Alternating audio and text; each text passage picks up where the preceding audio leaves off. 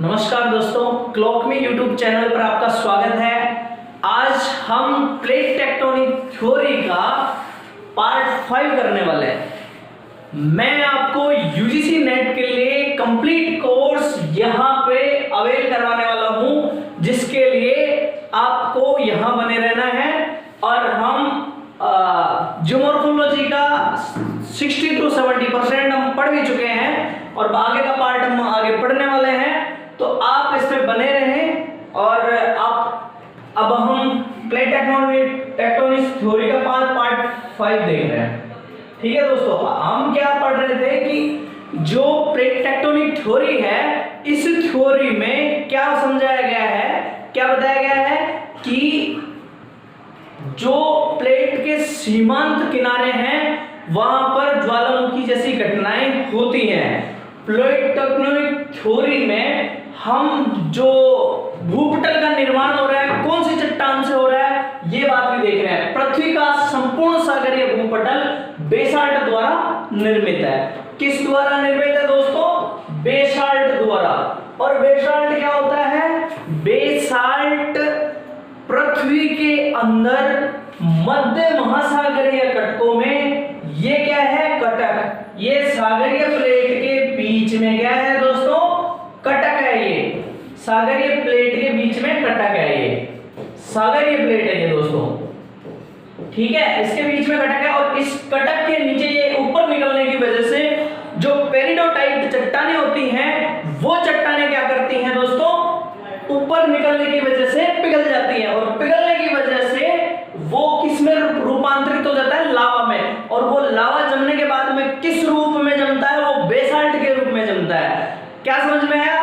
पहले वो चट्टानें पेरिडोटाइट रहती हैं, हल्का दबाव कम होने की वजह से ऊपरी मेंटली पार्ट में क्या होता है? उनमें परिवर्तन होता है, वो पिघल जाती हैं। पिघलने के बाद वो जमती है, तो वो कौन सी चट्टान बनती है? बेसाल्ट चट्टानें बनती हैं। और ये मध्य महासागरीय कटकों में बेसाल्ट से निर्मित चट्टानें ज्यादा मिलती हैं, क्योंकि इस कटक वाले क्षेत्र में और अन्य चट्टानें मिलना मुश्किल होता है, क्योंकि ये ऊपर इनका उत्थान होता है। और उत्थान होने की वजह से साइडों में कम हो जाता है। उत्थान होने की वजह से साइडों में कम हो जाता है। उससे क्या होता है कि वो साइडों में चला जाता है और साइडों में जाने की वजह से नीचे से निकलता रहता है, यहां से निकलता रहता है। निकलने की वजह से इसमें क्या बनता है? पेरिडोटाइट चट्टानें लावा में निर्मित हो जाती हैं और बेसाल्ट द्वारा ही निर्मित रहती हैं। इनका एक अच्छा उदाहरण है हवाई और आइसलैंड द्वीप जो है, वो पूर्णतया बेसाल्ट द्वारा निर्मित द्वीप है दोस्तों। बेसाल्ट द्वारा निर्मित द्वीप हैं। और ये सागरीय के अलावा जो चट्टानें होती हैं, मध्य महासागरीय चट्टानें होती हैं, वो दूसरा रूप जो मैंने बताया उसकी बनती है। उसका कारण ये रहता है कि उसमें और अन्य चट्टानों का मिक्स होने का चांस रहता है। अगर महासागरीय और महाद्वीपीय चट्टानें एक दूसरे के पास में आती हैं, तो महाद्वीपीय का कुछ पार्ट और कुछ पार्ट सागरीय चट्टान का पिघलने की वजह से उनमें मिक्सिंग हो जाती है और वो पूर्णतः बेसाल्ट नहीं होती, क्योंकि वहां पेरिडोटाइट ही नहीं मिल पाती, अन्य चट्टानें मिल जाती हैं, भूपटल का कुछ भाग मिल जाता है। इसकी वजह से इस भाग में क्या होता है? दूसरी चट्टानें नहीं मिलती, जबकि सागरीय भूभाग है उसका ज्यादातर भाग बेसाल्ट द्वारा निर्मित है, क्योंकि सागरीय भाग में ही कटक बनते हैं, सागरीय भाग में ही कटक पाए जाते हैं। अब हम एक नई चीज देख रहे हैं कि प्लेट मध्यस्थ ज्वालामुखी। अभी अपन ने सारा पढ़ लिया कि प्लेटों के किनारे पर ही क्या पाया जाता है? ज्वालामुखी पाया जाता है। प्लेटों के किनारे वाले अपसारी हो चाहे अभिसारी हो, प्लेटों के किनारे में ये भाग पाया जाता है, प्लेट टेक्टोनिक्स के हलचल पाई जाती है। लेकिन मध्य भाग में भी हलचल पाई जाती है कई बार, वहां पर भी ज्वालामुखी बन जाते हैं। क्या बन जाते हैं दोस्तों? ज्वालामुखी बन जाते हैं। इन भागों में भी क्या बन जाते हैं? ज्वालामुखी। और ये भागों में ज्वालामुखी बनने के कारण दोस्तों क्या होता है? इन भागों में ज्वालामुखी बनने के कारण इस भाग को अगर हम देखें तो ये दृढ़ भूखंड है, चारों तरफ ये वो है, इसका सीमांत ये है, लेकिन इसके बीच में यहां भी ज्वालामुखी बन रहा है, यहां भी ज्वालामुखी बन रहा है। इसका उदाहरण जैसे हवाई वाला अपन ने अभी देखा, हवाई द्वीप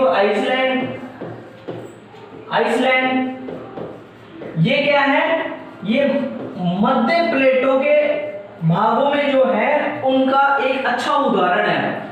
इसमें होता क्या है कि कुछ भाग मेंटल के गर्म स्थानों पर, गर्म स्थान जहां रेडियो सक्रिय चीजें ज्यादा पाई जाती हैं उनके नीचे रहते हैं, उनके ऊपर रहते हैं, गर्म स्थान उनके नीचे रहते हैं। जैसे गर्म स्थान यहाँ गर्म भाग है, अब इसका ऊपरी भाग जो मेंटल का है उसमें क्या होगा दोस्तों, ये ऊपर उछलेगा, तो उससे क्या होगा कि लावा यहाँ ज्वालामुखी उत्पन्न होगा। लेकिन ये ज्वालामुखी प्लेटों के विस्तार के कारण ये ज्वालामुखी एक लंबी इसमें चले जाता है, ऐसे चला जाता है, क्योंकि समय से धीरे धीरे आगे बढ़ता बढ़ता बढ़ता ये हॉट स्पॉट तो यहाँ था, इस हॉट स्पॉट के आगे से ज्वालामुखी की एक लंबी श्रृंखला निकल जाती है। जैसे हवाई द्वीप और बाकी द्वीपों में ऐसा हो रहा है, उसका एक उदाहरण है। तो ये ऐसे निकल जाता है, तो एक सीधी रेखा में वो ये भी दर्शाता है कि पहले इन प्लेटों का विस्तार किस रूप में हुआ।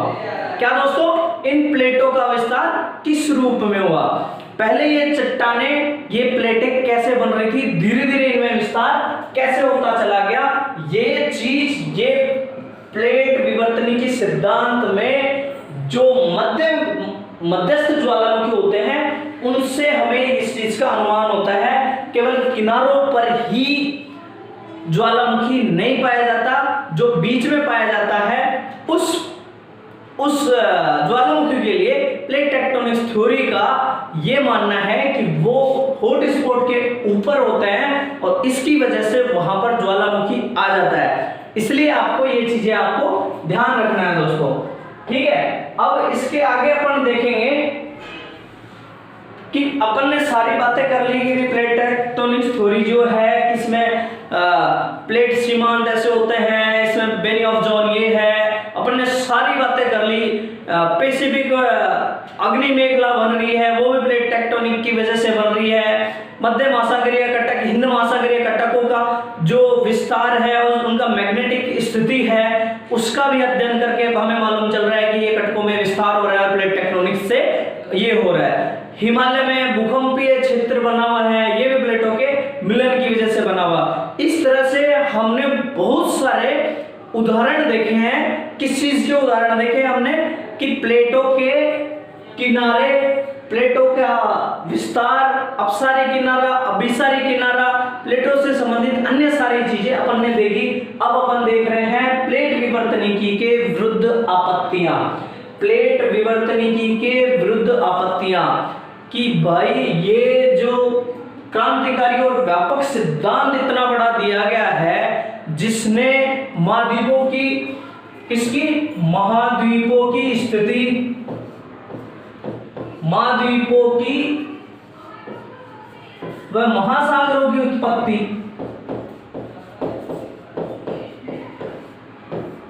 महाद्वीपों की तथा महासागरों की उत्पत्ति को समझाया है इन्होंने। महाद्वीपों व महासागरों की उत्पत्ति, उनका विस्तार, महाद्वीपों की उत्पत्ति, विस्तार, उनका विस्थापन,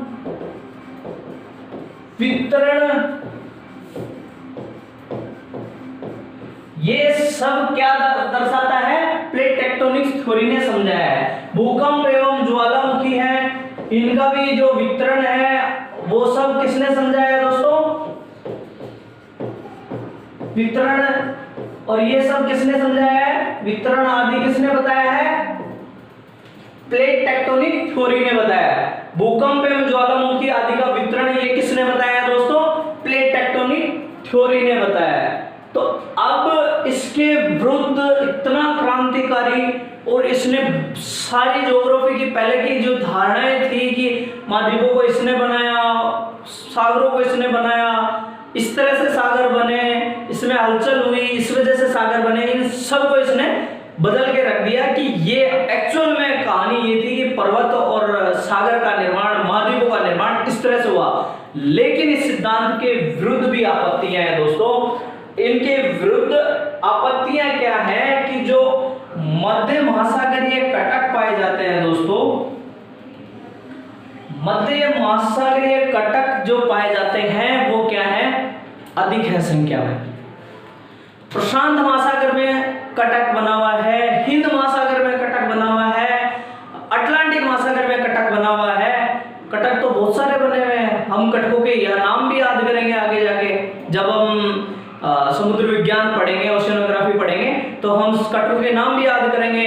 CVLY की ये यहाँ का है, लोकेशन से हम याद करने वाले हैं उसको। लेकिन मैं ये कह रहा हूं कि ये जो कटक हैं इनके साथ में ही जहां जहां कटक है तो दोनों तरफ क्या होना चाहिए, सबडक्शन जोन भी होना चाहिए, कि वहां अवतलन का स्थान भी होना चाहिए। जब वहां अवतलन नहीं होगा दोस्तों, अवतलन नहीं होगा तो फिर वो उत्थान तो हो रहा है, अवतलन क्यों नहीं है, सभी जगह हो रहा है। हिंद महासागर में भी अवतलन होना चाहिए, अटलांटिक महासागर में भी ऊपर से नीचे, नॉर्थ अमेरिका, साउथ अमेरिका, यहाँ सब जगह अवतलन होना चाहिए। जबकि ये अवतलन केवल और केवल कहाँ मिल रहा है अपन को देखने को, प्रशांत महासागर में। मरीना ट्रेंच इस साइड में बने हुए हैं, ये 2-4 ट्रेंच इधर बने हुए हैं, 1-2 उधर। तो इस तरह से कटक तो भरपूर है, सागर तली का विस्तार तो पूर्णतः हो रहा है, फिर उसका अवतलन भी तो उतना ही होना चाहिए, नहीं तो पृथ्वी का विस्तार ज्यादा हो जाएगा। इसलिए इस प्लेट टेक्टोनिक थ्योरी के अगेंस्ट ये अवधारणा दी गई है कि भाई कटकों का जो विस्तार है वो उसके अनुसार नहीं हो रहा जितना अवतलन के हिसाब से हो रहा है। तो ये सिद्धांत इस तरह से क्या साबित होता है दोस्तों, ये महाद्वीपों का विस्तार और ये सब समझाने में क्या है, असमर्थ है दोस्तों। ये सिद्धांत क्या है, असमर्थ है। अब हम देख रहे हैं कि अवतलन वाले भाग अभी जो अपन ने देखा है कि ये सीमित ही है। सीमित कहां तक है, केवल पैसिफिक ओशियन तक, केवल प्रशांत महासागर तक, केवल प्रशांत महासागर तक ही ये सीमित है दोस्तों। तो आपको ये ध्यान रखना है। और अब इसके अलावा एक चीज और याद रखना है, वो क्या है कि प्लेटों के जो विस्तार है, प्लेटों का जो विस्तार है वो एक दिशा में, कई प्लेटों का ऐसा उदाहरण है कि प्लेटें हैं दिशा में, प्लेटों का विस्तार, एक दिशा में प्लेटों का विस्तार, मतलब या तो प्लेटें एक दूसरे की तरफ आनी चाहिए या एक दूसरे से दूर जानी चाहिए। मतलब दो प्लेट जहां मिल रही हैं वहां पर उनका एक जैसा नहीं होना चाहिए, लेकिन एक ही दिशा में दो प्लेटों का अगर विस्तार हो जाए तो ये चीज क्या शो करती है कि प्लेट टेक्टोनिक थ्योरी क्या है, प्रूव नहीं कर पा रही इसको। फिर जो दृढ़ भूखंड होता है ये एक इकाई होगा, क्या, दृढ़ भूखंड एक इकाई होगा। इसकी क्या गारंटी है कि ये पूरा दृढ़ भूखंड एक इकाई होगा। ये एक इकाई, पूरा दृढ़ भूखंड एक इकाई है, वो एक इकाई के रूप में काम कर रहा है। इसका क्या हमारे पास कोई ठोस जवाब नहीं है कि ये दृढ़ भूखंड एक इकाई के रूप में काम कर रहा है, कि मान लो इंडो ऑस्ट्रेलियन प्लेट है वो एक ही है, ये प्लेट एक ही प्लेट के रूप में काम कर रही है, इसमें इधर उधर और कोई हलचल ही नहीं हो रही। इसमें अंदर भी हलचल हो रही है, तो ये हलचल शो करती है कि ये इधर उधर जा रहा है, तो इसका मतलब ये दृढ़ भूखंड ही नहीं है, एक इकाई नहीं है।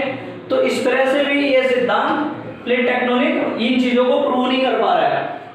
फिर हम देखते हैं कि ईस्टर्न हाईलैंड कहाँ है, ये ऑस्ट्रेलिया में है दोस्तों। ईस्टर्न हाईलैंड ऑस्ट्रेलिया का एक पर्वत है। इस पर्वत में तथा ड्रैकन्सबर्ग दक्षिण अफ्रीका का, ये तो हर कोई जानता होगा। दक्षिण अफ्रीका के पास में नेटाल है, नेटाल के पास में ड्रैकन्सबर्ग पर्वत है, वहां से इनका विस्तार होता है, ऐसा हम हर बार पढ़ते हैं। और ये दक्षिण अमेरिका सियरा डेलियार है, सियरा डेलियार है, सियरा डेलियार है। इस तरह से दोस्तों इसका क्या है कि ये जो पर्वत है, ये 3-4 पर्वत है, ये इनका निर्माण या इनकी स्थिति प्लेट टेक्टोनिक थ्योरी प्रूव नहीं कर पाती है दोस्तों। इनकी स्थिति और इनका निर्माण प्लेट टेक्टोनिक थ्योरी प्रूव नहीं कर पाती है।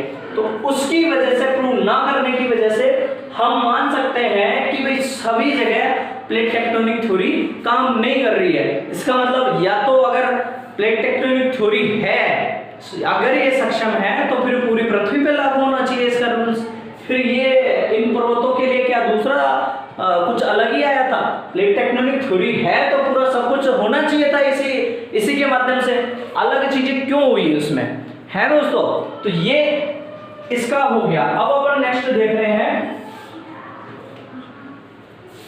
हाँ, तो इसके यही है नेक्स्ट, तो ये एंड हो गया। प्लेट टेक्टोनिक के अगेंस्ट में ये 4-5 अपन को चीजें देखनी थी, ये अपन देख चुके हैं। तो इसी के साथ इस प्लेट टेक्टोनिक थ्योरी सिद्धांत का एंड हो रहा है दोस्तों। इसी के साथ अपन इस क्लास का एंड करते हैं दोस्तों। धन्यवाद।